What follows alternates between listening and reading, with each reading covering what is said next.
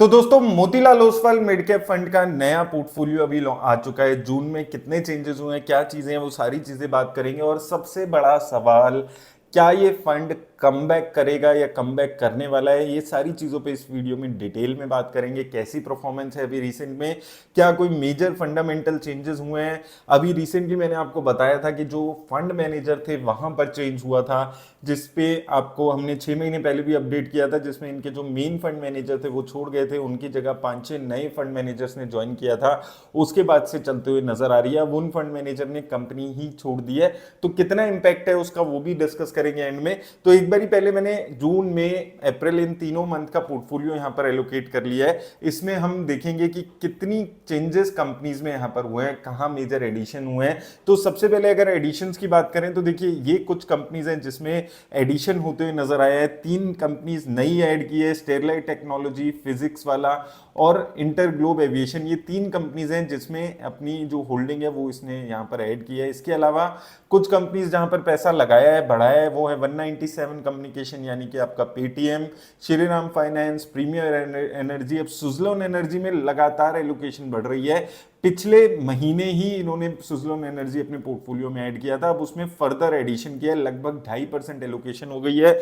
इसके साथ साथ अगर हम देखें तो यहां पर थोड़ी सी एलोकेशन वारी एनर्जीज में बढ़ाई है, थोड़ी बहुत अपनी जो एलोकेशन है समरवर्धन मदरसन में बढ़ाई है, लेकिन मेजरली यहां पर आईडीएफसी फर्स्ट बैंक में भी एक अच्छी खासी एलोकेशन यहां पर बढ़ाई है। लगभग 3 करोड़ शेयर्स खरीदे हैं, 1% हिस्सेदारी यहां पर बढ़ाई है। श्रीराम फाइनेंस में अच्छी खासी हिस्सेदारी खरीदी है। तो ये 2-3 कंपनीज हैं जहां पर एग्रेसिवली बाइंग चल रही है। इसके साथ साथ यहां पर इंटरग्लोब एविएशन में 1.5% सीधा इन्वेस्टमेंट किया और ये 3-4 कंपनीज है जहां पर पैसा बढ़ाया है। कहां पर पैसा कम किया है वो है ये कुछ कंपनीज, जिसमें एक तो आईटी सेक्टर आ जाता है। अब यही खेल है मार्केट का, एक तरफ जो पराग पारिक है, कल हमने बात की थी, वो आईटी सेक्टर में पैसा बढ़ा रहा है, यहां पर ये पैसा घटा रहा है।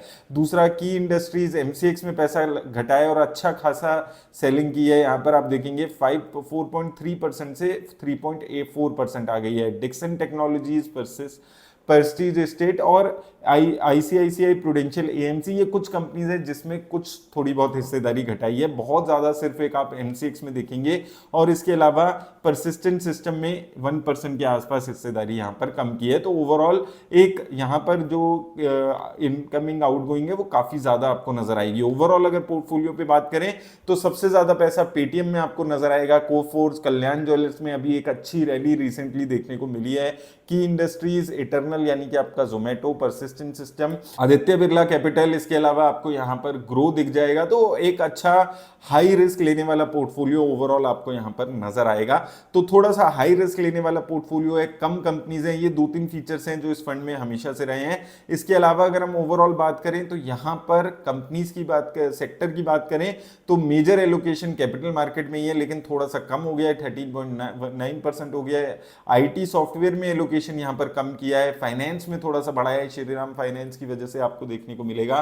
फिनटेक में थोड़ी सी एलोकेशन कम हुई है और मेजरली कैश यहां पर डिप्लॉय किया है। पहले 6.6% पैसा था, अब 2.9% पैसा यहां पर ओवरऑल कैश में होते हुए नजर आ रहा है। फंड जो है वो ओवरऑल हाई रिस्क लेने वाला फंड है, ये हमने हमेशा से बात की है इस फंड के बारे में। कुछ कंपनीज हैं, 25-26 ही कंपनीज हैं पोर्टफोलियो में, और वो भी हाई रिस्क लेने वाली कंपनीज हैं। जो ये 2-3 चीजें ये आपको इस फंड के बारे में हमेशा से याद रखनी है अगर आप इन्वेस्ट कर रहे हैं या करने के बारे में सोच रहे हैं।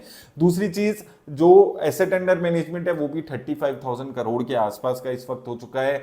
जो टर्नओवर रेशियो है वो हायर साइड पे रहती है, इसकी जो प्राइस टू अर्निंग है वो भी हायर साइड पे रहता है। ये हमने बार बार इसकी रिस्क रेशियोज बात की है और ये चीज अभी भी परसिस्ट करती हुई नजर आ रही है। अब बात करते हैं रिटर्न्स पे।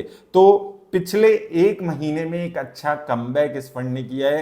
एक महीने में एक अच्छा कमबैक है, लेकिन अभी भी 1 साल, 2 साल, 3 साल के फेज में ये फंड अच्छा परफॉर्म नहीं कर रहा है। ये साल अभी भी 2026 का साल अगर हम देखेंगे, बीते 6 महीने, तो ये फंड वर्स्ट परफॉर्मिंग फंड है। 2025 का भी वर्स्ट परफॉर्मिंग फंड था, 2024 का बेस्ट फंड था।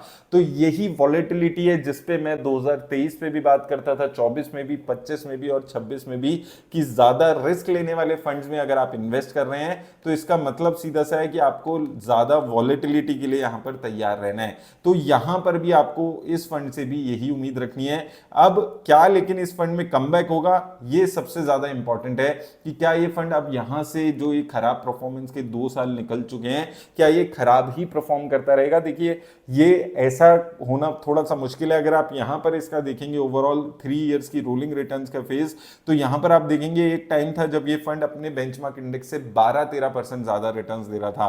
फिर आप देखेंगे कंसिस्टेंट परफॉर्मेंस। लेकिन अभी रिसेंटली क्या हुआ है, ये फंड अपने बेंचमार्क इंडेक्स को भी पिछले 3 साल में बीट नहीं कर पाया। इसका मतलब क्या है, अगर आपने Motilal Oswal mid cap fund की जगह पैसा लगा दिया होता किसी मिड कैप 150 इंडेक्स के ईटीएफ में, तो आपने ज्यादा रिटर्न पिछले 3 साल में कमाई होती। लेकिन देखिए साथ में एक चीज आपको हमेशा याद रखनी है, कोई भी फंड किसी साल हर साल नहीं चलता है, और ये जो हाई रिस्क लेने वाले फंड्स हैं ये भी आपको ऐसा ही देखने को मिलता है। आप इसकी बात कर रहे हैं पराग पारिक फ्लेक्सी कैप फंड पे कल हमने बात की थी, वो फंड भी पिछले 2 साल से रिटर्न्स नहीं दे रहा है। तो ये फेज हर फंड में आते हैं। अगर आपको इस फंड में कॉन्फिडेंस है तो आपको बने रहना चाहिए। अगर आप हाई रिस्क लेने वाले फंड की तरफ देख रहे हैं जहां पर वॉलेटाइल है, तो ये फंड आपके लिए अच्छा हो सकता है। लेकिन अगर आप कम रिस्क लेने वाले फंड की तरफ देख रहे हैं तो आपको ये चीज समझनी है कि ये फंड उस टाइप का फंड नहीं है। देखिए मैं हमेशा एक चीज बोलता हूं, मैंने खुद अपना भी पोर्टफोलियो लास्ट वीक आपको दिखाया था।